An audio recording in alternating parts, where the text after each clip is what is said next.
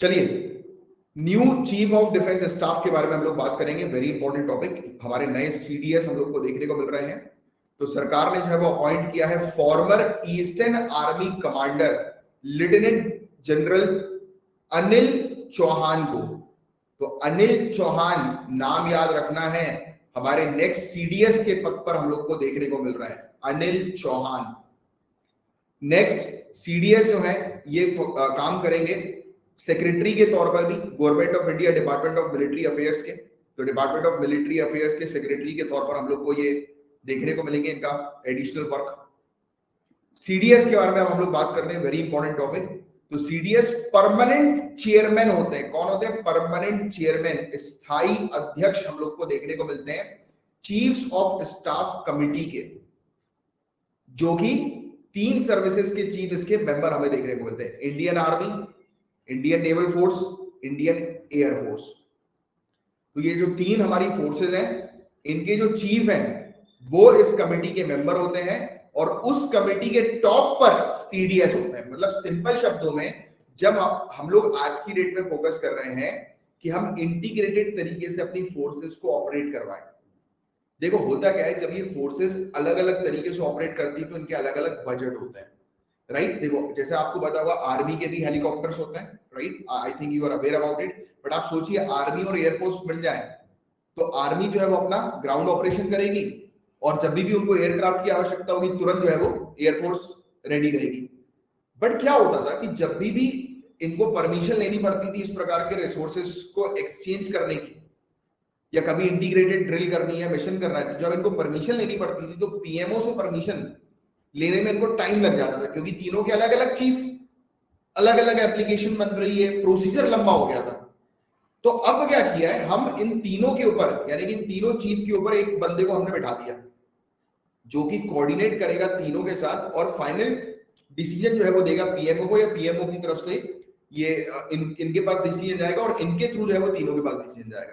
तो ये middle man है, ये बात समझ के रखिए, ये मिडिल मैन है जो हमारी तीनों फोर्सेस को कोऑर्डिनेट करने का काम करे। बात समझ में आई कि सीडीएस का मेन काम क्या है, मेन ऑब्जेक्टिव क्या है सीडीएस का? क्लियर हो गया सभी को? तो सीडीएस के बारे में अगर हम लोग बात करें, चीफ ऑफ डिफेंस स्टाफ के बारे में, तो देखो मैंने जो आपको समझाया वो थ्योरी में आपको दिखाई देगा। Chief of Defense Staff will be the single point military advisor to the government. Single point military adviser, सरकार के एकल बिंदु सैन्य सलाहकार, और जिनको सजेस्ट किया था कारगिल रिव्यू कमेटी ने, जो कि 1999 में बनी थी, 1999 में बनी थी। तो क्वेश्चन ये भी बन सकता है, ये इंपॉर्टेंट टॉपिक है, कि सीडीएस का सजेशन रिकमेंडेशन किसने दिया? तो कारगिल रिव्यू कमेटी ने दिया था, राइट।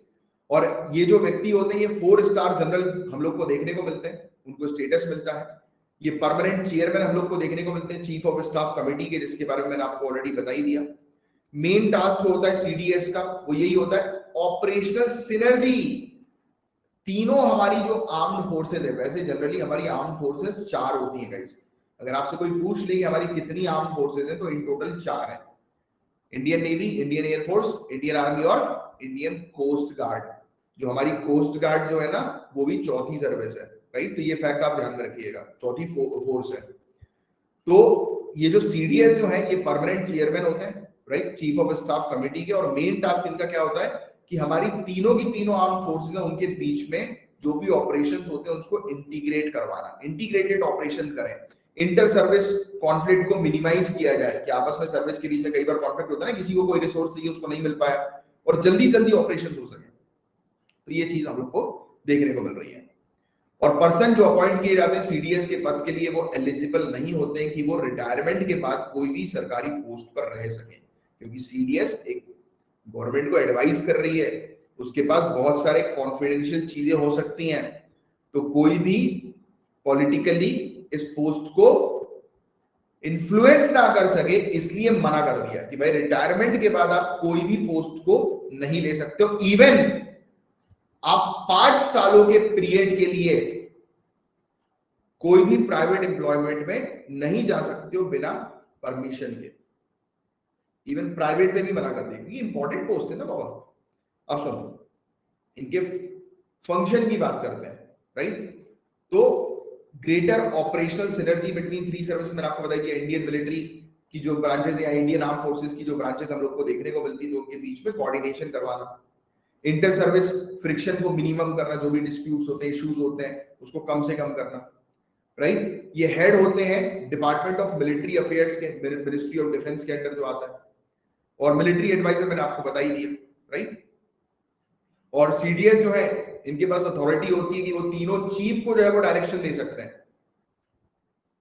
और ये फर्स्ट अमंग इक्वल्स है, मतलब देखो तीनों चीफ की रैंक एक जैसी है, इनकी भी सेम रैंक हम लोग को देखने को मिलती है। जैसे चीफ इलेक्शन कमिश्नर और इलेक्शन कमिश्नर के बारे में आपको पता है ना कि ये सेम ही स्टेटस के होते हैं।